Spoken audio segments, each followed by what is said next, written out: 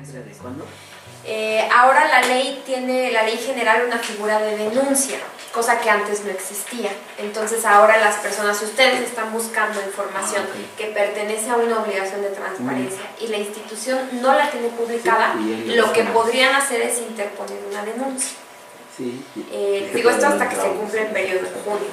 Entonces eso también es interesante porque es un mecanismo que antes no existía. O sea, ustedes se podían meter al portal de obligaciones, buscar la información que se supone ya debería estar ahí y no encontrarla, y pues no había ningún mecanismo para quejarse. Pues ahora sí existe la figura de denuncia, que va a funcionar unos meses después, pero que ya está en la ley, ¿no? ¿Esta instancia hacen ustedes, el INAI, donde se meten? Sí, la denuncia sí. ¿Sí? A nivel federal. Bueno, es a nivel federal, a nivel estatal. A nivel estatal, híjole, ahí todavía no sé si, en la ley no dice, no sé si en los lineamientos ya está. ¿Quieres eso? Más bien te investigo, porque ahí tengo, ahorita lo reviso en la ley. No voy a decir si lo estatal también va a ser con el instituto, porque es eso. Ahorita lo reviso. Yo si quieres lo reviso. Y también tenemos obligaciones de transparencia para los nuevos sujetos obligados. Estos nuevos sujetos se aprobaron apenas con la ley general y antes tampoco estaban obligados. Aquí vamos a encontrar a sindicatos, fideicomisos, partidos políticos y personas físicas o morales que reciben recursos públicos, únicamente para la parte de recursos públicos. ¿Ahí qué va a suceder? Los sindicatos, que en realidad sí tienen una estructura muy grande, ya tienen sus propias unidades de transparencia. Los sindicatos, que además es una figura extraña, ¿no? Porque no son propiamente una autoridad, pero también reciben recursos públicos y entonces están obligados a cumplir con la rendición de cuentas. Entonces a los sindicatos ya se les puede preguntar directamente, a los partidos políticos también. Y en el caso de personas físicas o morales, que ahí también entran las organizaciones civiles, se va a hacer de manera indirecta. Esto quiere decir que la institución que les dé el recurso va a transparentar esa información. No significa que las organizaciones van a poner su unidad de transparencia, ¿no? Sino que más bien se va a transparentar, pero a través de la institución que les da los recursos. Siguiente. ¿Dudas de esto? No. Muy claro. Y el Zoom es la otra herramienta que desarrolló el instituto, en donde todas las solicitudes que se hacen a nivel federal se van concentrando ahí. La solicitud, la respuesta y si se interpuso un recurso de revisión y cuál fue la respuesta del instituto, ¿no? Frente a la resolución. Siguiente. Y tiene un buscador, como les comentaba, y ahí pueden poner ustedes por palabras, pueden encontrar las solicitudes que se han hecho sobre el tema, ¿no? Por ejemplo, podemos poner ahí feminicidios, e incluso tiene este filtro, pueden buscar únicamente solicitudes de información, recursos de revisión y estudios y opiniones. Estas últimas dos son documentos que genera el instituto. Cuando al instituto le llega algún recurso de revisión, que lo que hace es, se lo asigna a una ponencia y ellos arman un expediente. El instituto funciona como abogado, digamos, como el abogado de ustedes, ¿no? Y arma el expediente, contacta a la autoridad, le pregunta por qué no diste respuesta o por qué reservaste esta información, y la autoridad le tiene que explicar cuál fue el criterio que utilizó, o justificar su respuesta. Y entonces a veces se vuelve necesario generar estudios u opiniones como muy técnicos sobre el tema para que entonces el instituto tenga más elementos para tomar una decisión de si modifica la respuesta o no. Y estos documentos también se incluyen en el Zoom.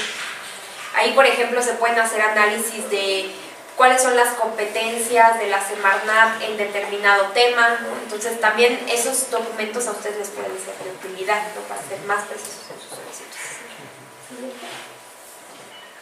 Del Zoom, dudas, en realidad, más bien ahí el ejercicio sería que ustedes consulten la página y empiecen a checar quién ya preguntó sobre los temas que les interesan, ¿no? Quizá encuentran alguna solicitud de años atrás y lo que pueden hacer también es pedir esa información actualizada, ¿no? O sea, hay muchas formas. Bueno, esa es la otra herramienta que desarrolló el instituto, ¿no? Para consultar información pública. Y también nos pidieron que les habláramos de la unidad de transparencia y el comité de transparencia.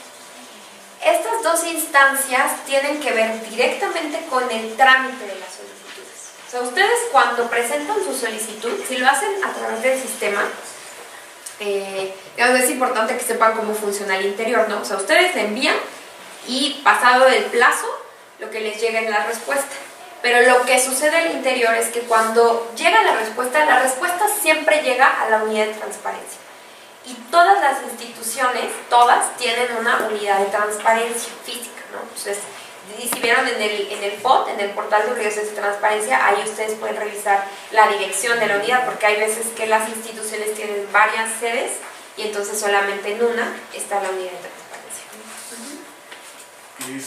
Los formatos que usan esas unidades de transparencia son supervisados o diseñados por el INAI, porque, por ejemplo, una vez en la delegación de aquí de Xochimilco, solicité información y me dan un formato y me preguntan mi dirección, mi nombre, si es anónimo. Ok, exacto. Ahí no hay formatos establecidos, o sea, incluso una solicitud se puede presentar por escrito libre, o sea, en físico, no hay criterios. Pero en ese caso sí están incurriendo en una falta, porque no están obligados a ustedes acreditar identidad. A veces lo que sí les solicitan es un domicilio para recibir notificaciones, pero en todo caso, si ustedes van directamente a la unidad de transparencia, pues pueden decir, yo la recojo aquí, no tengo por qué dar mi domicilio, porque efectivamente no tienen que acreditar identidad, no tienen que dejar sus datos, ese no es un requisito para presentar una solicitud. Ahí lo que se puede hacer, pues, nosotros hemos utilizado varias estrategias, ¿no? O sea, incluso como que no tan, porque la ley no te dice, ¿no?, qué se hace en esos casos, pero, o sea, desde que les explicamos, a veces nos contactan y entonces les decimos, pues mira, lo que puedes argumentar para no llenar ese formato es el artículo tal y tal y tal de la ley, incluso puedes decir que el INAI te dio asesoría, ¿no? Y en algunos casos eso funciona, ¿no? O sea, como que entre mejor informados estén ustedes y sepan incluso en qué artículos, pero pues para eso también estamos nosotras y les podemos ayudar. Tienen como más argumentos para defender eso, ¿no? Porque son malas prácticas, efectivamente no tendrían que hacerlo, ¿no? Digo, no hay un formato, pero no eso. Entonces les decía que todas tienen una unidad de transparencia y lo que sucede es que a la unidad de transparencia le llegan las solicitudes. Lo que le llega al servidor público es el número de folio. Ustedes cuando hagan una solicitud se les asigna un número de folio. Y entonces llega el número de folio y el campo de texto donde ustedes redactan la solicitud. Incluso ahí hay un letrerito que dice, no incluyan datos personales en ese campo, porque ese sí se hace público, ¿no? De hecho, eso es lo que van a encontrar en el Zoom. Entonces ahí únicamente pongan de manera muy clara la información que requieren. Se les asigna el número de folio y eso es lo que le llega al servidor público. Y entonces en la unidad de transparencia, que llegan todas las solicitudes, las personas que están en la unidad evalúan la solicitud y dicen, pues esta que pide datos sobre capacitación se la vamos a mandar a la Dirección General de Capacitación porque ahí tienen información sobre eso, ¿no? O también en el caso del instituto, que nosotros también damos estos talleres, aunque no son propiamente capacitación, nos mandan también esas solicitudes, ¿no? Entonces ya ellos dicen, se las mandamos a 5 unidades administrativas, ¿no? Entonces ellos deciden a quién le envían las solicitudes. También por eso hay solicitudes que cuando el instituto evalúa, dice, es que esta solicitud tenía que ver con información de 5 unidades administrativas y solo se la mandaste a una. Y entonces les modifican la respuesta y les dicen, pues es que turnasla a las otras 4 porque las otras 4 también tienen información. Esa es tarea, digamos que el filtro primero es el de la unidad de transparencia. Ahora, una vez que turnan la solicitud, el servidor evalúa la solicitud, hace la respuesta, busca en los archivos la información que tenga que ver con eso, la adjunta en la respuesta y se la manda a la unidad de transparencia y entonces ya la unidad de transparencia se la da al solicitante. Ahora, ¿qué sucede cuando el servidor busca la información que le están pidiendo y dice, no, pues es que esta información la voy a clasificar, ¿no? Porque de acuerdo a lo que dice la ley, tiene que ver, también eso ahorita vamos a ver las causas, ¿no? Pero tiene que ver con un proceso deliberativo que todavía no termina y entonces, según lo que me dice la ley, yo tengo que reservar esta información. El servidor público que tiene en sus archivos los documentos no lo hace solo, digamos, no es porque yo diga ya la voy a reservar y entonces la reservo y ya. No, existe otra instancia dentro de la institución que se llama Comité de Transparencia y por el Comité de Transparencia tiene que pasar esa petición de clasificación. O sea, el servidor no lo puede hacer así solo, sino tiene que pedirle al Comité de Transparencia, decirle, oye, pues mira, yo revisé este documento que me están pidiendo y en este documento hay información que no puedo entregar, que tengo que reservar, pero te hago la propuesta para que tú la revises y entonces el comité dice, sí, efectivamente, esta información sí tiene que ser reservada, si hay motivos para reservar. Y el Comité de Transparencia está formado por 3 personas. El titular de la unidad de transparencia, un servidor público que designe la institución y el titular del órgano interno de control. En todas las instituciones está conformado así. De hecho, en el portal de obligaciones, donde están los datos de la unidad de transparencia, también ahí ustedes van a encontrar el nombre de las 3 personas que constituyen o que forman el Comité de Transparencia. También toda la información del Comité de Transparencia se hace pública. Las sesiones, la orden del día y todos los asuntos que tratan y lo que deciden en cada asunto, ¿no? Entonces, por ejemplo, si en dado momento a ustedes les reservan cierta información y ustedes quieren saber por qué o etcétera, también pueden pedir cuál fue la discusión, como la minuta de la sesión del Comité de Transparencia en donde ese caso se discutió. Entonces, esa es la labor del Comité de Transparencia. De hecho, en la respuesta, cuando pasó por el comité, les tienen que anexar con la respuesta a la solicitud la resolución del comité. Esa es su obligación. Entonces, si a ustedes les reservan información, lo que comentaba Lulu, si reservan información, pero no pasó por comité o no les anexan la resolución, pueden interponer un recurso por información incompleta. Y ahí ustedes argumentan, no me entregaron la resolución del comité. Ese sí es motivo para interponer un recurso de revisión por información incompleta.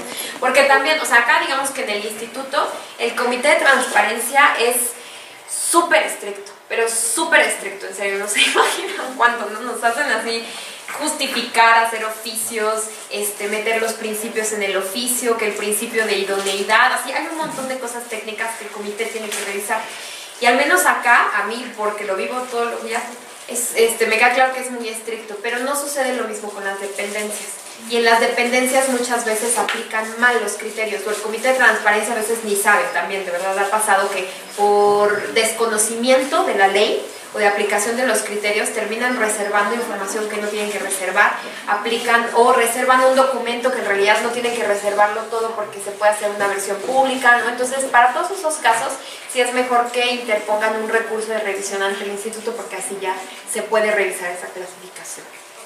Ahí hay, bueno, las cédulas, incluso como saben, es información pública, esa la pueden consultar, ¿no? Incluso esta página de Google Legal retomó toda esa información de una fuente de acceso público, ¿no? De una base de datos que publica la SEP, y entonces como que en el buscador metió toda esa información y por nombre tú puedes buscar. Esa podría ser, o sea, pensando en que quieres saber eso, esa es una forma. La otra es también comprobarlo a través de una solicitud de información.